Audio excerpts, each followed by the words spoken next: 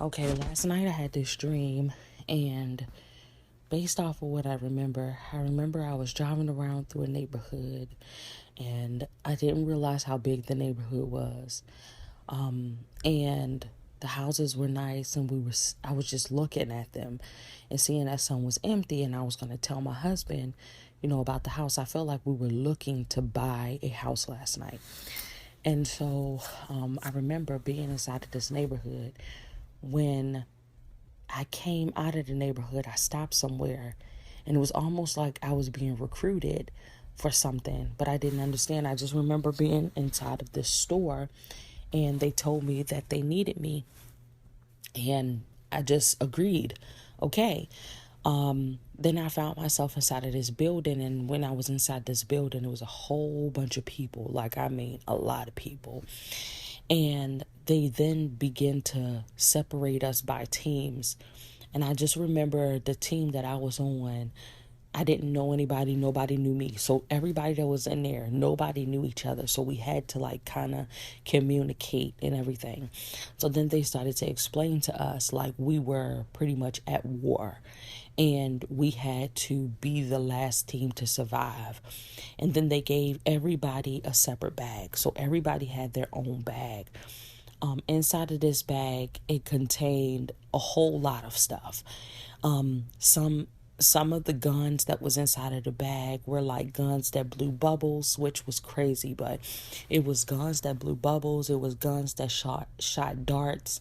It was guns that shot bullets, so on and so forth. But everybody had their own bag. And I remember going through my bag, and after I got selected to be on the team, I sat down and I started to go through my bag to see the inventory of everything that I had. Well, as I was going through the inventory, I started to realize that I had knives, I had swords, I had guns, okay? So then I remember everybody on my team was looking at me like, why is she going through her bag?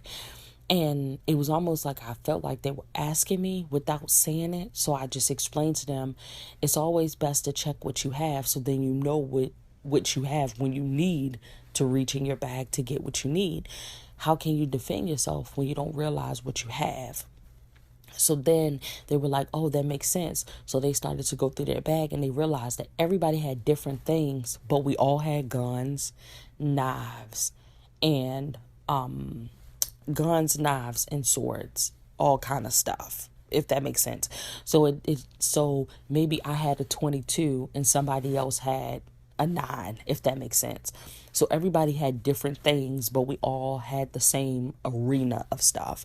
So then I remember we all got to like go around the building and like not necessarily hide, but be in certain positions. So everybody was in their position, and I remember the alarm going off, and then everybody started to go at it. I remember pulling out a particular gun because it was another team that I was against, or another team member, but not in my team. And I remember pulling out this gun, and it started to blow bubbles. And I remember specifically saying, this is not going to do anything. But it was almost like I heard God say, yes, it is.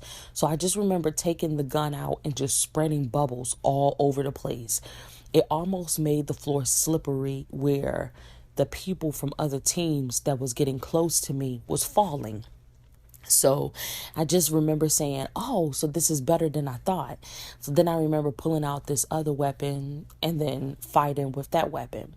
So pretty much throughout this whole part of the dream, I'm fighting and I'm going through, and I'm like using different weapons. Well, I remember having the string inside of my bag. It was a thick string, but it wasn't like, it was long and it was thick, but it was like maybe like the size of like a pinky thick. And so the fight was over. So then they begin to pull us all in rooms again and say, okay, this is who's left from your team. So it was like my team was kind of smaller than everybody else's team, but I was like, it doesn't matter to me. I felt like we still could win. We still had a chance to win, because it doesn't matter how many people is on your team. What matters is that you keep on fighting, because you can go against somebody that has a team of 5, in my mind, this is what I'm thinking in a dream. You can go against somebody that has a team of 5 and you have a team of 2. But if you guys are doing what you're supposed to do, you're fighting right, you could still win, right? Okay. So at this point, they tell us how many members are left on your team, so on and so forth. Then they give you like a score of how you're doing, so on and so forth. And I remember, so then we got back in, everything happened all over again. Well, this part of the dream, it was almost like there were these guys that were trying to seduce me into believing that they wanted to be with me, so then I can like kind of like go into their team. So then I remember like kind of having like this decline, like, yeah, no, you don't know. I'm not, I'm married, first of all. In my mind, I remembered that I was married. And then second of all, I also remembered that this could be a setup.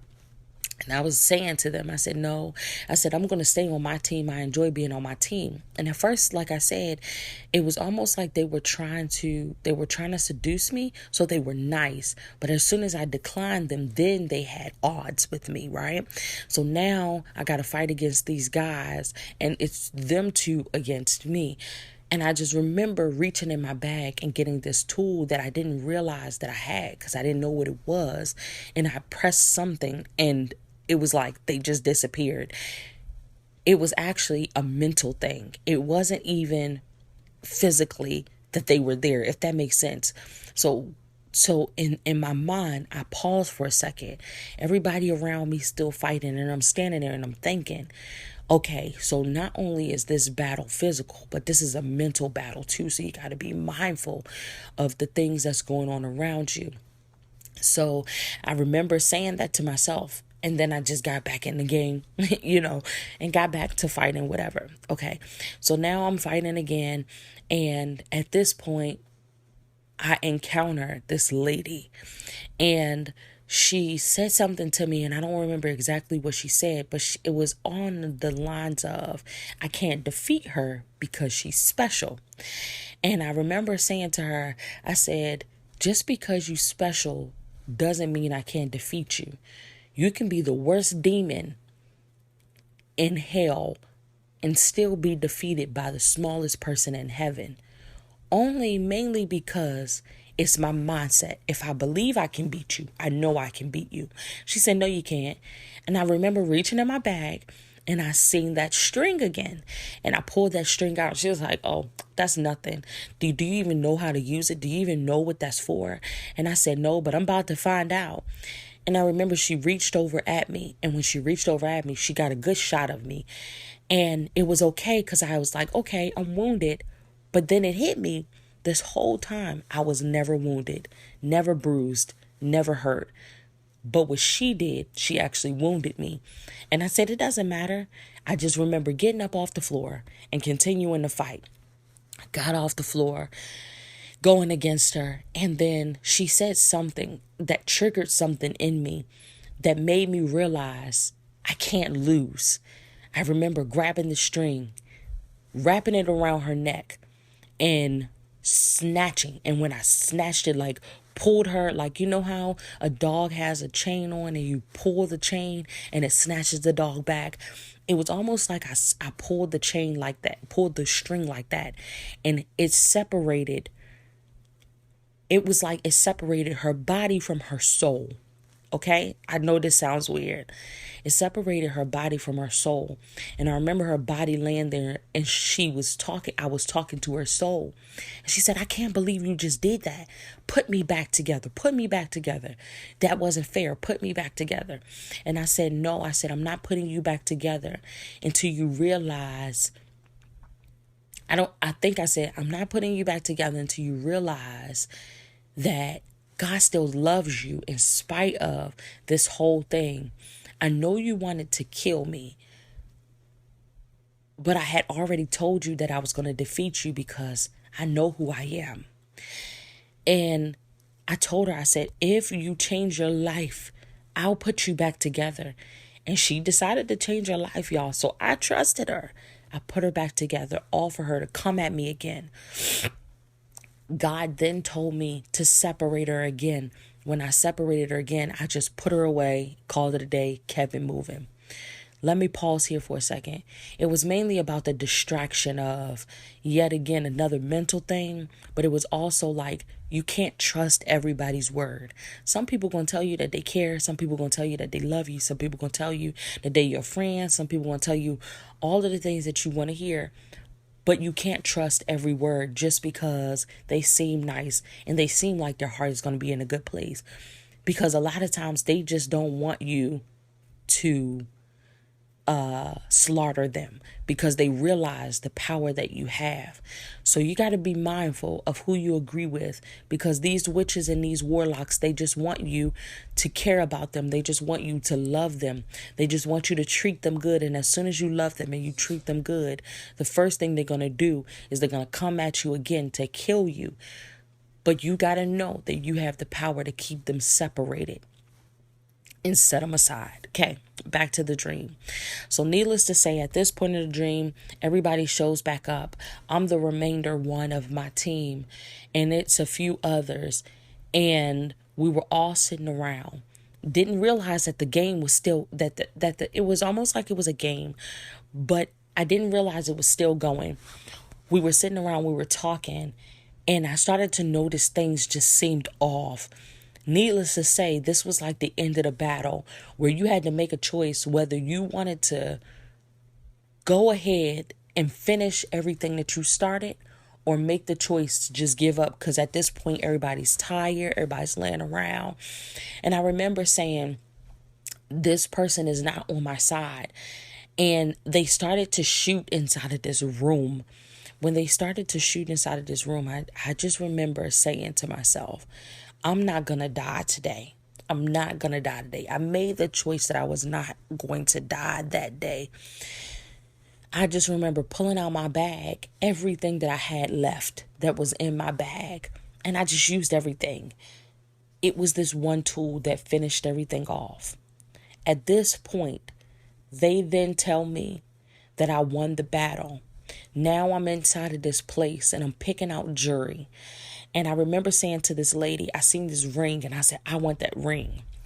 And the ring, it was different. It was a bold ring. It was very different. It was shiny. I can't really describe it because I don't remember it like word for word or how to describe it. But I remember it was so different. And I remember saying to the lady, I said, do you think this is too much? And she said, no. She said, every warrior has a particular thing that stands out about them, that shows people they're a warrior before they say anything. After picking that ring, I felt like I had won. I felt like I had made this choice that could not be taken away from me, if that makes sense. I'm trying not to cry. I made this choice that can't nobody take something away from me. I was a winner. And I remember everywhere I went after that, they called me a warrior. I remember going in the grocery store to go grocery shopping because I remember before I left home, I told my husband I was going to cook dinner, right? So I remember going into the grocery store to grab the groceries. And I remember saying, I'm going to cook a roast. I went in the grocery store to grab this roast. And when I walked in, the guy looked at me and he said, oh, there's favor with you. And you have favor with us. Anything in the store that you want, you can get. And it's just yours. You don't got to pay for anything. Because being a warrior comes with certain privileges. And I said, wow, I got my roast. And he said, that's all you want? And I said, just because I have the opportunity don't mean I'm going to take advantage of who I am. I got my roast and I went home. And I remember standing at the kitchen counter and prepping my roast to slide in the oven. And I woke up. All I could think was, God, I thank you for showing me so much in this one dream about who you've called me to be.